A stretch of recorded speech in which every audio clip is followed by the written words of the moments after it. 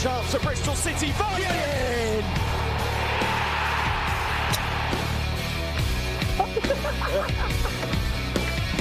Oh, he's done it.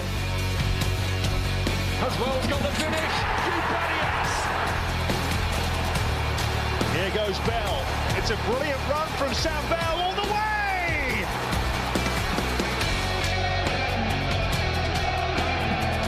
Ruthless stuff for Bristol City.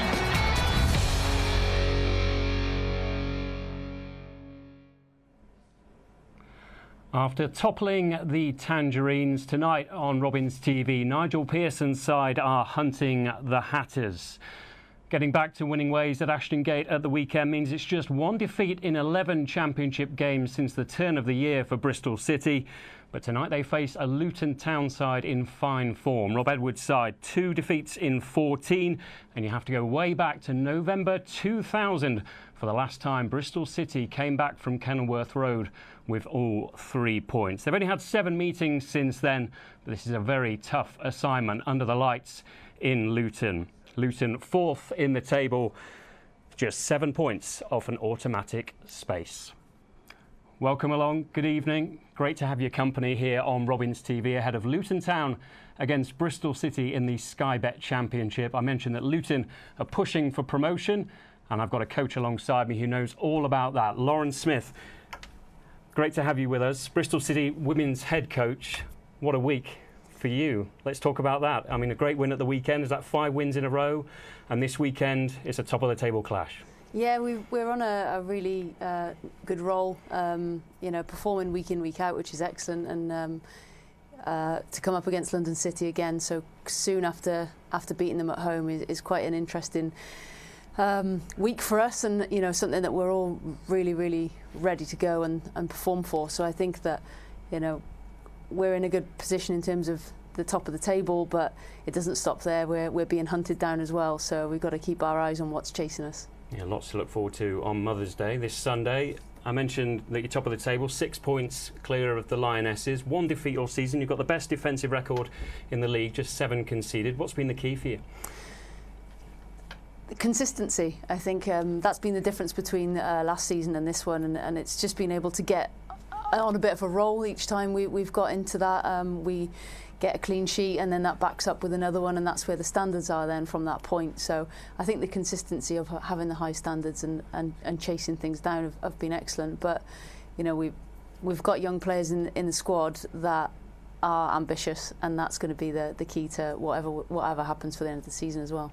We talk about consistency, you talk about young players, similar for the men's team, and that's been key to their form that I touched on in 2023. Just one change tonight. How much does it help Nigel Pearson at the moment to have this settled side that he can call on?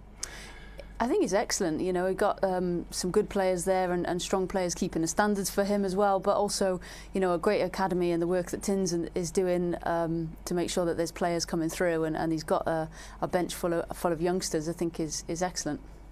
Well, Lauren's going to be summarising the game for us tonight. Lots to look forward to ahead of Luton Town against Bristol City. She'll be along Toby Osborne, and as I mentioned, there's one change for Bristol City. Let's get all the details and say good evening for the first time tonight to Toby. Good evening, Rob. Good evening, everybody. Luton Town manager Rob Edwards makes 2 changes tonight, one forced and one perhaps to add some fresh legs in midfield. Anya Dinma and Impanzu miss out. Luke Berry and Doty come in to replace them. The man in form at the moment, Marvellous Nakamba, remains at the heart of midfield. The Villa loanee settling into life in Bedfordshire. Former Bristol Rovers man who scored against the Reds in this fixture last season, Tom Lockyer, captains the side in a 3-man defence. And then up front, Carlton Morris is having his most profitable season in front of goal. Him and Adebayo have scored 24 goals between them in all competitions. 2 former Bristol City players on the bench, Woodrow and Lansbury, who was once described, of course, by Arsene Wenger as one of the brightest prospects in English football. Neither really had a huge amount of an impact in BS3. Nigel Pearson makes one change following victory on Saturday, and undoubtedly fired up Harry Cornick comes in to replace George Tanner against his former club. One would assume that means a more defensive role tonight for Mark Sykes, as right-back defensive options are threadbare at the moment. Pring and Viner remain at the heart of it, and Jada Silva has his third start in a row. No Matty James again tonight, so Andy King remains in midfield. You'd imagine Omar Taylor-Clark might get more minutes from the bench this evening. Vyman and Scott remain in that three as well. Interested to see how the front men begin the game tonight. Cornick floated wide right to set up Scott's goal on Saturday. Perhaps Wells will begin the game as the focal point of that attack. Only 6 subs named for the visitors this evening. Aside from the goalkeeper, George Tanner and Kane Wilson are the oldest at just 23 years of age this evening. Potentially a big opportunity for some of the substitutes tonight. Right, let's hear about the selection. Nigel Pearson is with Robins TV. Nige, one change tonight. Harry Cornick coming in for George Tanner. Yeah. Does that mean a little reshuffle with Mark Sykes dropping into right back?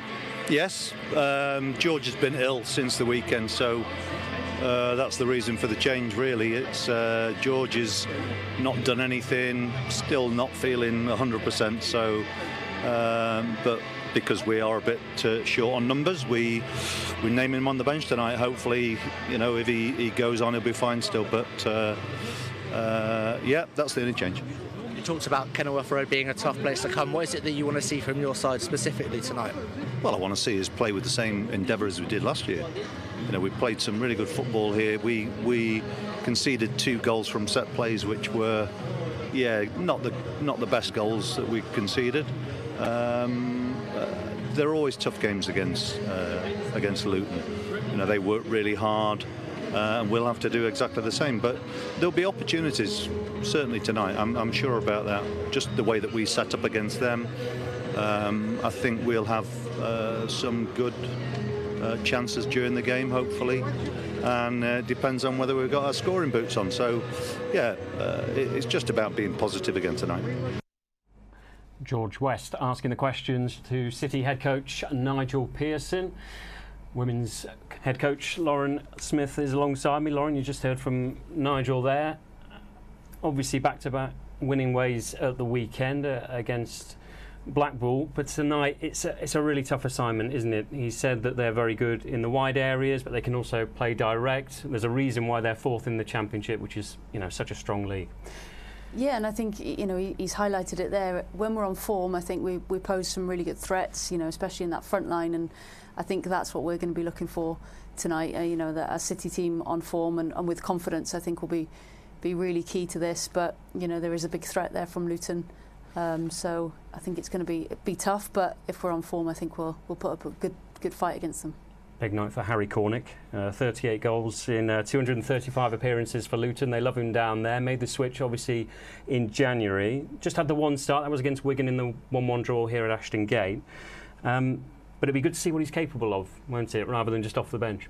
Yeah, it's going to be a big night for him back at his old hunting ground. So I think we're going to see a big performance from him, and it'll be interesting to see if he can back up what he did there before. Do you like to do that if players are playing against their former sides? Maybe they've been on the bench, they're sort of chomping at the bit. Do you like to bring them in? Do you think it gives it an edge?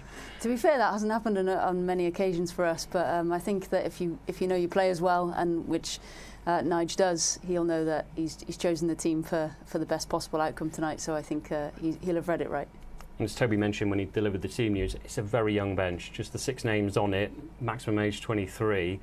Great for the academy, brilliant for the whole club and the coaches that have worked so hard on these guys. But yeah, it's a lot of responsibility, isn't it? Yeah, but there's something exciting about young players that are stepping up for their first chances or maybe their second appearance, whatever that looks like. I think they're there to prove at a point while they're there. They're definitely good enough, and something that me and Nige both agree with. If you're good enough, you're old enough, and he shows that by putting faith in them. So yeah, I hope they get on and show what they're about. Good stuff. Well, lots to look forward to ahead of kick-off. We've got plenty to come. First, let's look back at the highlights from this past weekend. It was a pretty dominant performance against Mick McCarthy's side, who then inexplicably went and absolutely thrashed QPR last night, 4-0 up at half-time. But it was City who won 2-0 at the weekend. Andy Weimann with his first goal since November, and it was the first goal of the season for Alex Scott. Let's take a look at the best bits. Oh, that's flicked over the top for Yates, who's in! And remarkably, who can't finish? It is a golden chance, and he can't quite believe he hasn't taken it. It bounced through, he kept going. Tried to go around the keeper, which he halfway did.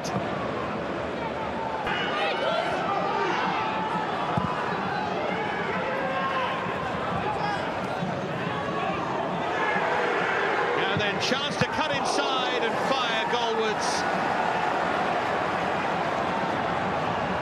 Morgan Rogers not accurate enough there, straight at the goalkeeper. There's De Silva. That opens things up here for Weimann.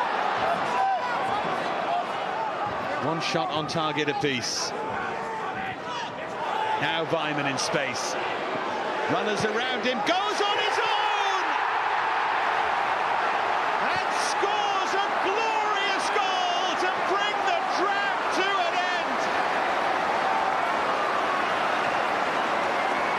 They'd almost forgotten what it was like to score. But 5 hours and 47 minutes on, Bristol City do have a goal with his 49th for the club. And he won't have scored too many better than this. It's a super hit, this. Should have closed him down quicker, but 2 excellent touches to take it out from his feet. And then the third, the coup de grace.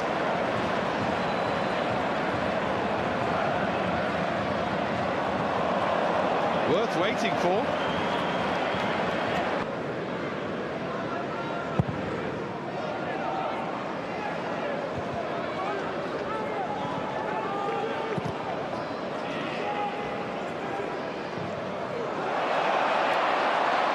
Now then, here's Cornick. It's only half away. This to seal it. Emphatically. Alex Scott fires home. First of the season. And it makes absolutely sure of the win. 1 goal comes. Another follows.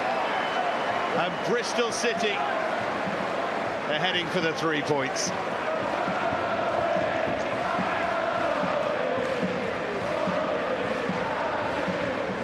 Just when McCarthy was thinking of changes, it fell the way of Cornick. There's the error, just a defensive slip by Nelson, who's been outstanding. And Scott, nice and calm and cool, took the chance. That 2-0 victory over Blackpool leaves Bristol City 13th in the Sky Bet Championship. 10 games to go, 10 points the gap to those playoff places after the results last night. A reminder that there's one change to the City lineup from that game at the weekend, with George Tanner dropping to the bench and Harry Cornick coming in for his second start since arriving from Luton Town, tonight's opponents. So coming up after the break, we'll meet Jerry Tocknell, who's attending his game 1001 in consecutive order away from home, and we'll have highlights.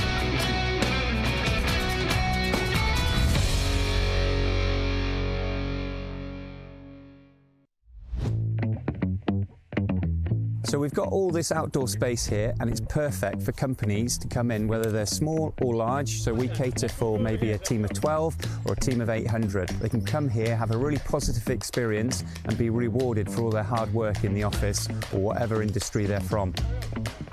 As we've got such a big company, a lot of us don't see each other. Being able for the first time to get everyone out together in one place doing an activity together was great for team bonding and boosting that morale. We can hone in on specific skills such as communication, leadership, teamwork, resilience. Here we've got a 400-metre military assault course, which is fantastic for team building. If you want a morale booster, this is the place to come.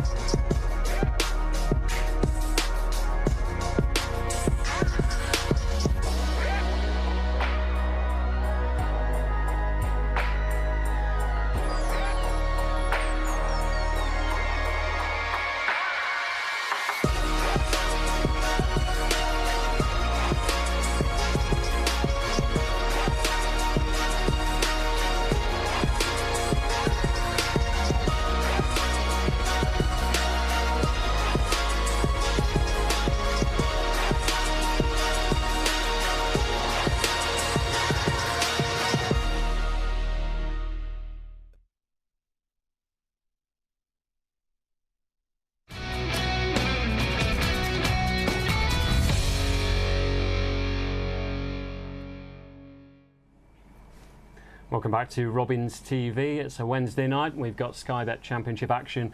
Luton Town against Bristol City coming up in just 15 minutes time, but still plenty to go through before then. We've got Lauren Smith in the studio with me, but first let's hear from a Bristol City super fan. You've probably heard of him, Jerry Tocknor. He actually now works at the club as a supporter liaison officer, but way back in 1984 he started attending away matches and he hasn't stopped since. Dan White went along to meet him. So, Jerry, 1,000 games up supporting Bristol City on the road. What an achievement for you. How do you feel about that? It's really weird because I don't see it as a massive thing, to be honest. I just literally, like I said before, I just want to watch Bristol City play when I was a kid, and when I wake up on the Saturday now, I still just want to watch Bristol City play. So it's just one of those things. As I started keeping a record of away games, so you know how many you've been to, whereas I didn't with home games. So it's what you do.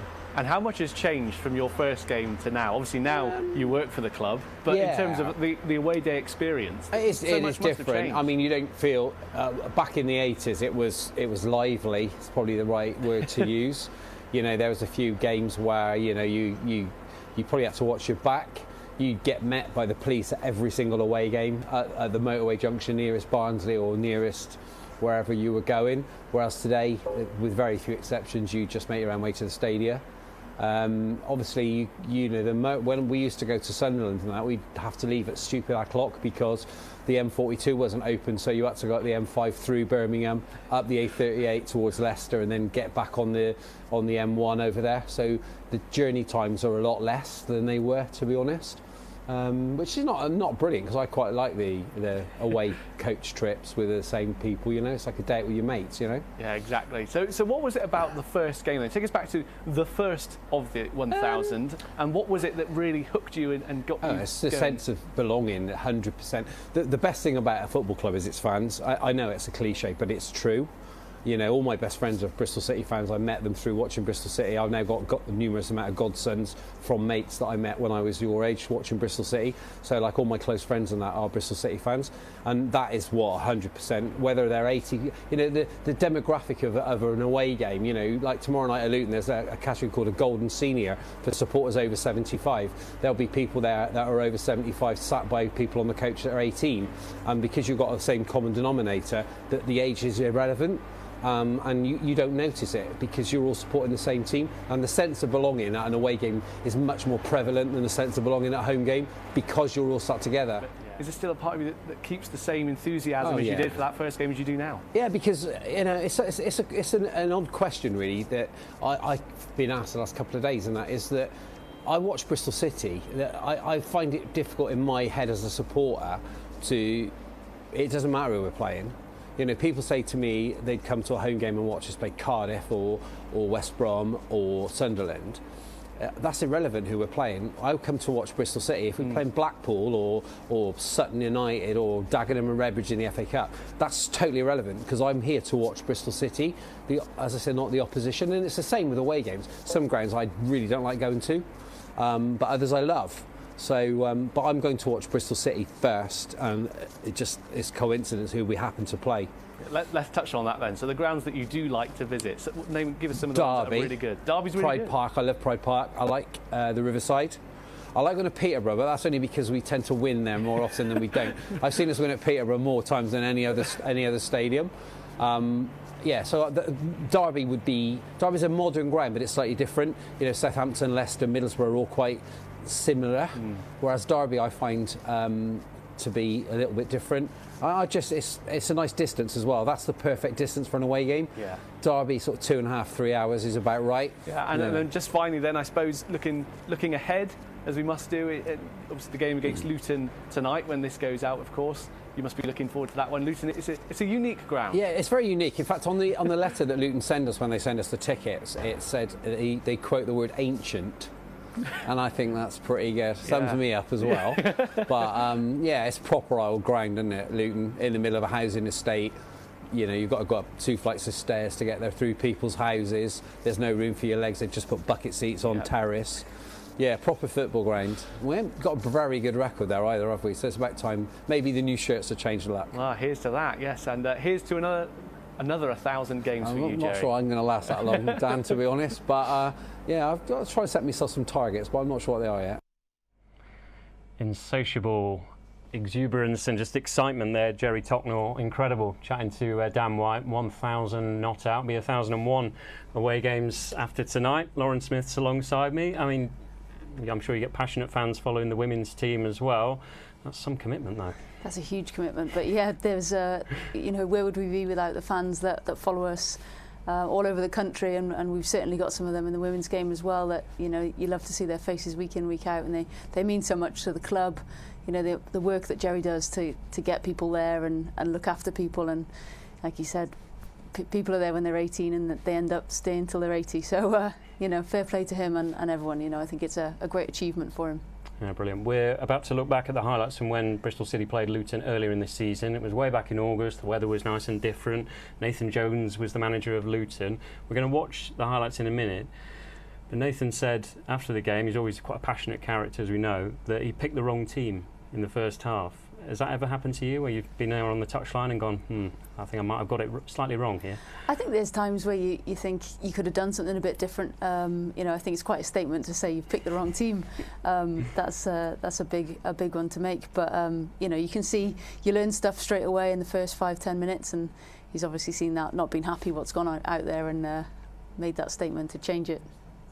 Well, let's have a look back at the action from that game then. It was a midweek match here at BS3. It was Naki Wells and Tommy Conway on the score sheet for Bristol City as they ran out 2-0 victors.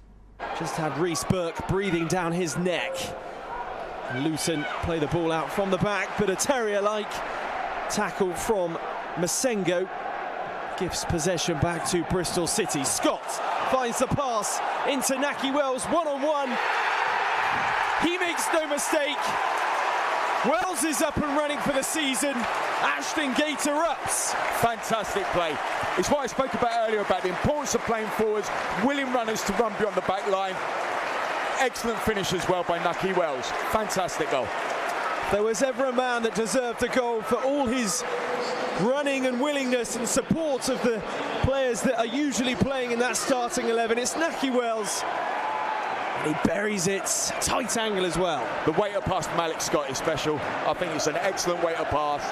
It's another sign of being brave, deeper, trying to stretch Luton out, trying to get the gaps in the team to play through them. Really brave play by City.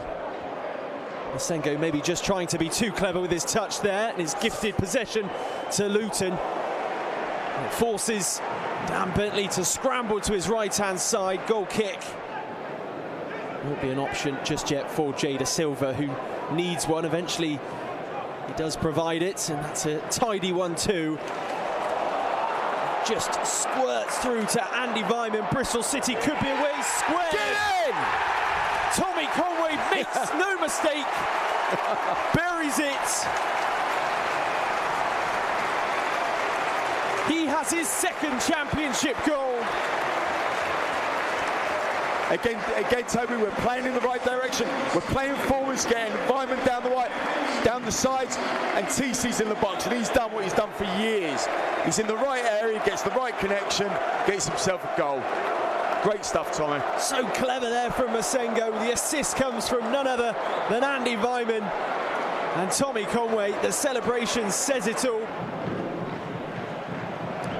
Off goes Jada Silva, skips past. Some of the best bits from that victory over Luton Town earlier in the season. Let's hope for more of the same this evening at Kenilworth Road. Now, if you're watching us on Facebook and YouTube, you can still buy a match pass for tonight, but for now, it's time to say goodbye.